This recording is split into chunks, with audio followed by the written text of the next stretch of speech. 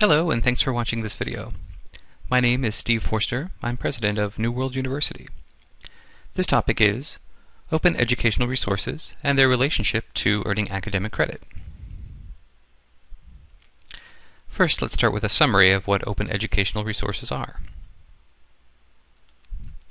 Open educational resources are content useful in education, including entire courses or individual elements like textbooks, Wikipedia articles, or almost any other conceivable resource, even this video. They're free to copy, redistribute, modify, translate, or otherwise use by any person. Open educational resources can be in the public domain, whether because they're very old or because the content creator has dedicated them to the public domain. They can also be available through a permissive license, such as those that are administered by Creative Commons. Open educational resources are produced by organizations and also by individual educators. Open educational resources are part of a broader open education movement. It includes open educational resources itself. It also includes the open access movement, or the access to knowledge movement, which concerns itself with making academic research available to all without cost. The open courseware movement is also part of this, founded by the Massachusetts Institute of Technology, but also attracting many other institutions in the years since. Recently, massive open online courses have attracted a lot of attention in the education media. And open and distance learning serve as vehicles through which all of these other movements reach students. Open educational resources are being used for learning informally by individual students. They're also being used by some institutions. And now, many educators would like to expand how open educational resources are used as programs where degrees, certificates, and other academic credentials are earned. There are two main categories of users that are trying to expand the use of open educational resources in higher education. One are the higher education institutions themselves, which can make explicit use of open educational resources in the curricula for their programs. The other path concerns students who can use existing processes to gain academic credit when they demonstrate the learning that they've gained on their own using open educational resources. Here are some examples of institutions that are expanding their use of open educational resources in their curricula. There was an initiative called OER Test that was part of the OER Europe network.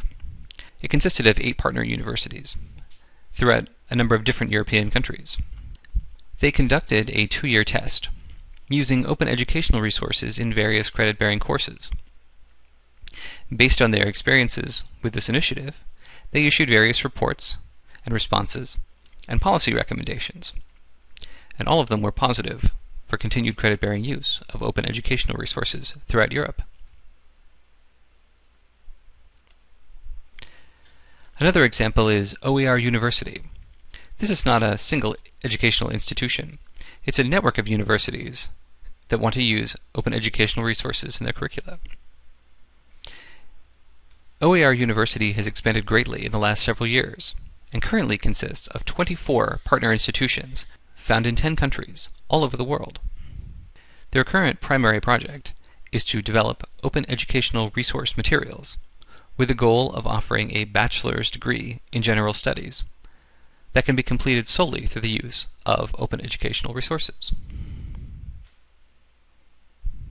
One of the partner institutions for OER University is Otago Polytechnic. They're a New Zealand university college that's a leader in the open education movement. For example, they house the OER Foundation, which is the primary instigator of the OERU initiative. Most notably, Otago Polytechnic is offering a postgraduate diploma in tertiary education that's entirely built on curricula consisting of open educational resources. Another leader in the open education movement is India's Indira Gandhi National Open University, one of the largest universities in the world. This university now offers a low-cost postgraduate diploma in e-learning, and this program consists of curricula making use of open educational resources. The Saylor Foundation is a US-based non-governmental organization that's focused on developing courses consisting of open educational resources on a very wide array of subjects. They also develop open educational resources such as textbooks and other materials to support their primary initiative of developing these open educational resources courses. They have a partnership with Excelsior College, a degree-granting university in the US. Through this partnership, students can take courses on the Saylor Foundation website, and on passing an examination, can get credit at Excelsior College. Unlike many other initiatives, students can complete the vast majority of their program at Excelsior College using this method. My home institution, New World University, is based in Dominica in the West Indies, and soon will be offering distance learning to students worldwide. We exclusively use open educational resources as textbooks and other materials, thereby eliminating this significant cost to our students. We also do this because we want to support the open education movement, because we believe this movement will lead to a better environment, both for students and for institutions.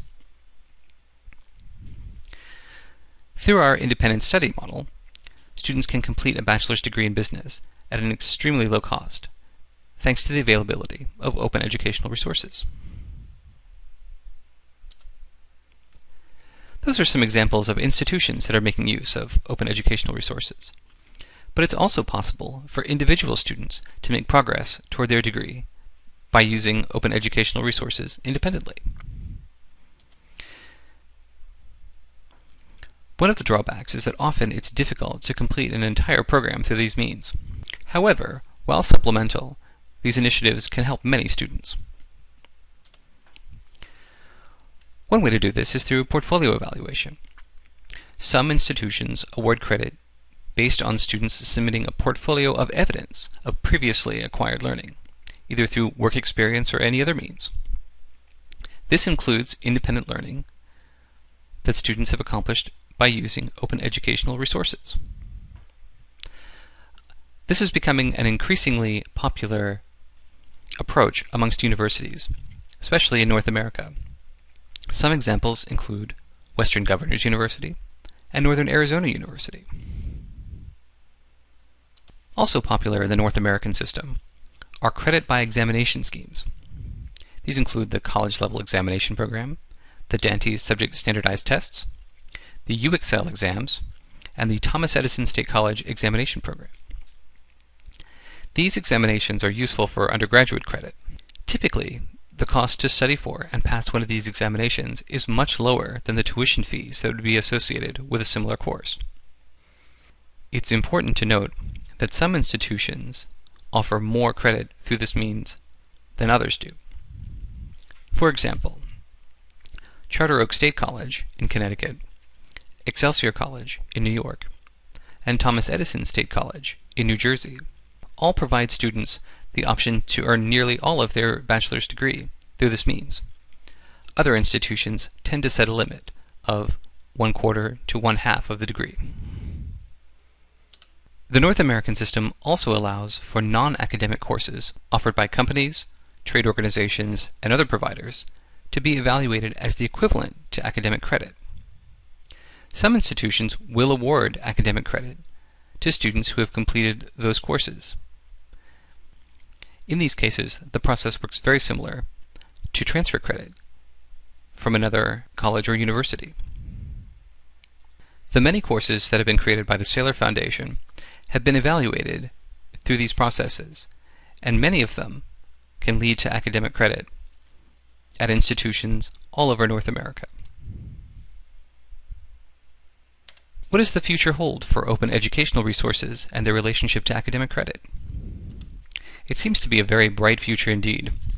There is a great deal of interest in open educational resources throughout higher education worldwide, and as initiatives such as OER Test, the OER University, and the initiatives being conducted by individual institutions succeed, this should lead to increased use of open educational resources in academia, hopefully to the point where open educational resources will be considered the default option when curricula are being designed for new programs or being adjusted to update existing programs.